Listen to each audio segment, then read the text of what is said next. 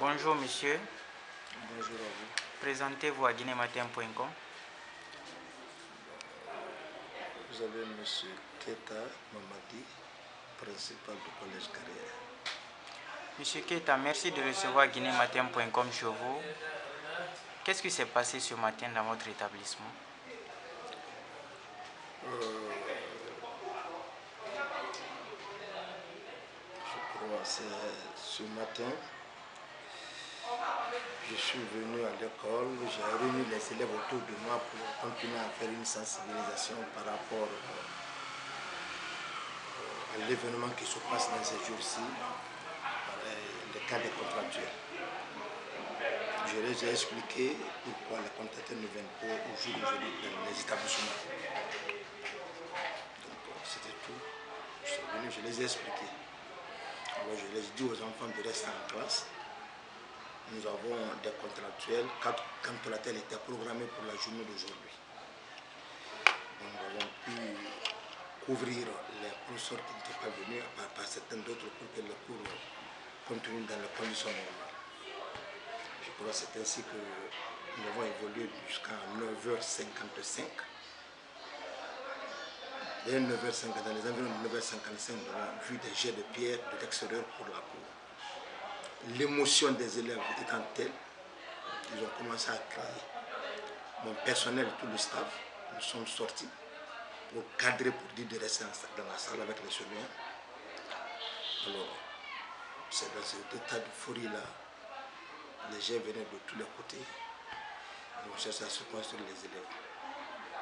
Voilà, grosso modo, ce qui s'est passé.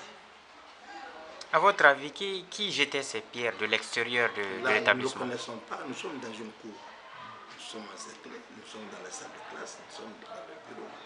L'extérieur n'a pas vu. On a dit que les enfants de l'extérieur qui jouent au ballon de l'autre côté, c'est eux là qui ont jeté les cailloux. Ils ont jeté le temps de sortir maintenant. Bon, certains groupes, parce que nous avons une équipe de renfort ici, les membres du comité de coordination qui travaillent avec moi.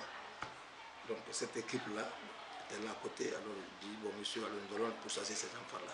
Nous sommes partis jusqu'au niveau de l'école élémentaire, ils sont partis après. Entre-temps, j'ai vu notre équipe qui venait vers les rails aussi. Donc pratiquement on était embrassés, on ne sait où se donner. Or, je ne dirais pas que les enfants partent, parce que les professeurs sont là maintenant, les cours étaient là.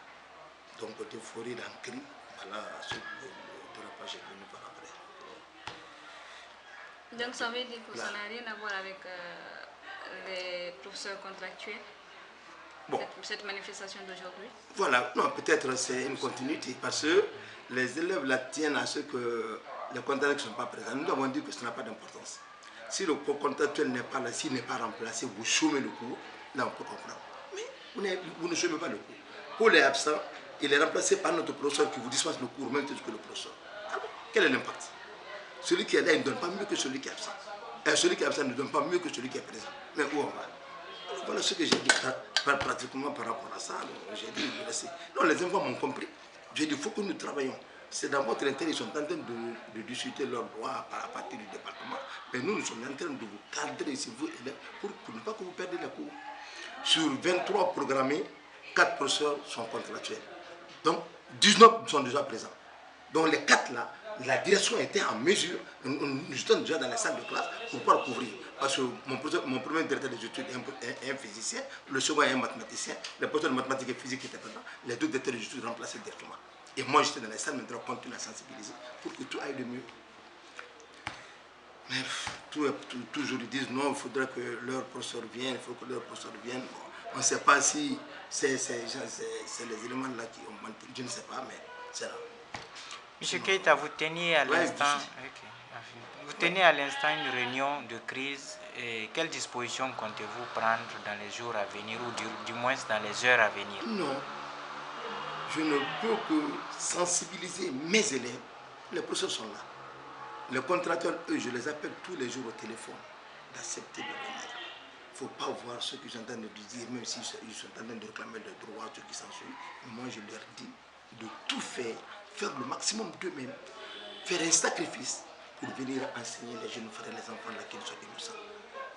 Je dis, c'est pas bon. Je dis, un autre c'est d'accord, mais l'éducation, vous chômez un jour, tu es obligé de rattraper le cours perdu. Parce que nous avons un programme, nous avons des délais impartis. La clé de répartition, la production annuelle des programmes est là. Il faut le respecter. Même s'ils sont absents maintenant là. Aujourd'hui, le directeur des études, le professeur Khalid était là avec un de ses substituts. Il a dit, le tuteur là, qui a fini l'université aussi, il a dit, bon, prends la classe là, moi je monte dans le salle. Nous avons travaillé comme ça. C'est pour dire, et pas dire tout problème par rapport à ça.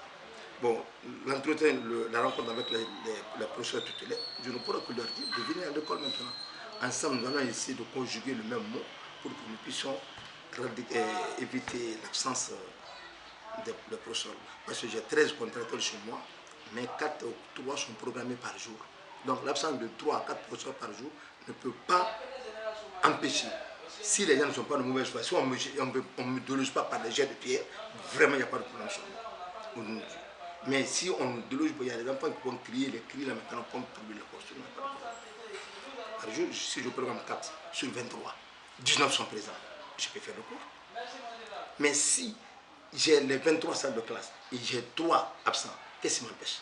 Je peux travailler. Parce que si c'est dans les sciences exactes, mes 2 directeurs des études, 2 fois moi-même, je peux venir, j'ai un même conseiller qui est physicien, je les prends, ils viennent dans les classes, ils travaillent. Le calendrier est là, on suit et on évolue. Voilà, grosso modo, ce que je peux vous dire par rapport à ça. Donc nous allons tenir une réunion pour une campagne de sensibilisation. Aujourd'hui même, je vais passer toujours au niveau de la mosquée, rencontrer l'imam qui fasse passer le message aux parents d'élèves pour dire aux enfants de venir à l'école, de ne pas continuer les études. Le problème c'est entre les enseignants et l'État, ils vont continuer jusqu'à ce qu'ils compromettent. Et ceux-là qui ont des fils parmi les enseignants, qu'ils viennent enseigner les enfants. D'ici là, l'État va trouver le compromis. Voilà ce que je peux dire. Et au quartier et à la mosquée, c'est mon travail maintenant là, par rapport à ça. Je suis en train de faire le rapport, remonter le rapport de la journée, voilà comment les choses sont passées, comme je vous l'ai expliqué. Voilà en grosso modo ce que je peux vous dire. Est-ce qu'il y a eu des blessés? Non, ni blessés, ni quoi que ce soit, pas de blessés. Pas de blessés. Au total, vous avez combien d'élèves ici? Bon, pour l'école, je crois que je dois avoir 2200 je crois. 2200 élèves pour 23 enseignants, c'est pas peu? Pardon? 2000 et quelques élèves et pour combien d'enseignants? Je dis les contracteurs sont 13. C'est les contracteurs qui sont partis, les enseignants sont là. Les enseignants sont au nombre de combien? Les titulaires sont là, les contracteurs qui sont manifestés pour qu'ils soient engagés à la fonction publique. Donc j'ai 13. Mais parmi les 13, on ne programme que 3 à 4 professeurs par jour, en fonction des matières. C'est tout. Merci M. Keita et bon courage. Je vous en prie.